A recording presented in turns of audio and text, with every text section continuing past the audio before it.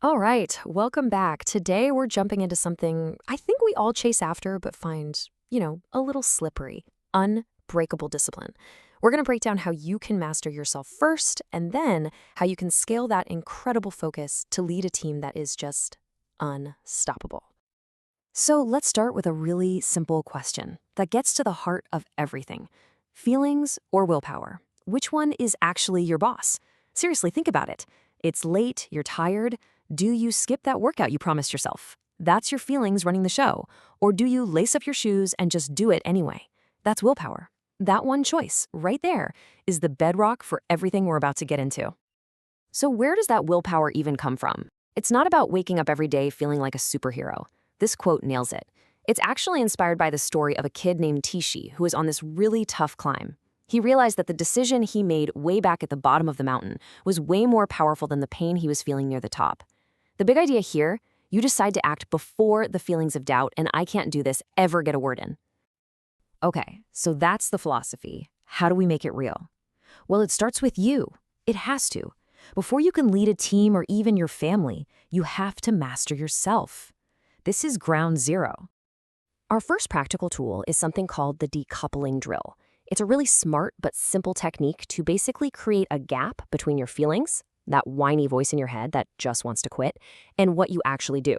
You learn to just notice that voice and then ignore it. Here's the playbook. First, pick something that you genuinely do not want to do. Maybe it's a cold shower or running first thing in the morning. Second, you have to do it every single day, no days off. Third, when that voice in your head starts complaining, I hate this is awful, you just acknowledge it and keep moving. And this is the most important part. Step 4, no tricks, no motivating music, no promising yourself a treat afterwards. The whole point is to win the argument with your own brain fair and square. All right, the next technique is a mental shift. It's called action neutralization. What you do is you systematically strip the emotional drama away from your tasks. So, I have to do my homework just becomes do 30 minutes math worksheet. See the difference?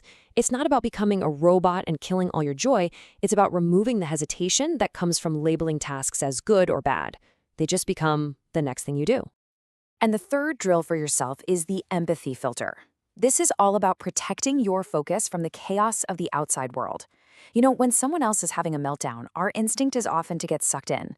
Instead, you just take a step back. You stay calm, you figure out what's going on, and you don't let their emotional storm knock you off course. You become the steady point in a chaotic room. Okay, so you've started to build that internal fortress. You're mastering yourself. Now, the big question, how do you scale this? How do you go from me to we? And that brings us to this really incredible framework for teams called the Ninpo System. The entire purpose of the Ninpo System is to kill hesitation on a team. It's designed to transform a group that tries to get things done into a team that just does them. It's about building a reputation, an identity, around being unbelievably reliable. And it's all built on 5 pillars. First is Ketsui, which is like a public promise that holds everyone accountable. Then you have Rate, an unchanging rhythm. Think of it like a daily 9 a.m. meeting that happens no matter what. It builds consistency. Kata, or perfect form, means you do the process the exact same way every time to build skill. Muku means you never break the chain. Doing a tiny bit is always better than doing nothing. And last, Zenny. You prepare for problems before they happen, so you can react with a plan, not with panic. One of the most powerful things about this system is how it just vaporizes common excuses. Someone says, I'm sick? Okay, just do one small thing to keep the momentum. We're too busy for our daily check-in? Fine, make it 5 minutes, but you don't skip it. The system has a built-in, non-negotiable answer for all those little things that usually derail a team's progress. And you'll know it's working when you actually hear the change in your team's language. They'll stop saying things like, yeah, we'll try to get that done, because try always leaves the door open for failure. Instead, you'll start hearing, we're the team that does this. It's a massive shift from a simple action to a core identity. But let's be real, building a new identity like that doesn't happen overnight. This is not a quick fix. The framework is designed as a 100-day transformation, a clear roadmap to make this discipline feel completely second nature.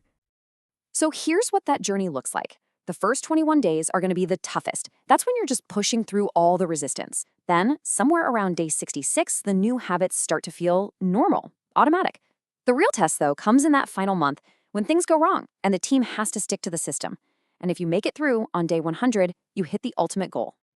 And that goal is a state called Mushin, or the mindless mind. Now, this doesn't mean being thoughtless. It means that disciplined actions have become so deeply ingrained that the team just does the right thing, automatically, without any internal debate or hesitation. Discipline isn't something they do anymore. It's part of who they are. So we've seen the whole path. Let's wrap things up by taking a hard look at the final outcome, both the incredible power you gain from this and the potential price you might have to pay for it. So, what's the payoff for all this hard work? Well, it's huge. You gain the ability to look at really difficult things and just tackle them. Procrastination basically becomes a thing of the past. And you develop this incredible capacity to stay steady and calm, even when everything is on fire. But, and this is a really important but, it's not all sunshine and rainbows. The source material is very upfront about this. This level of extreme focus can have a social cost.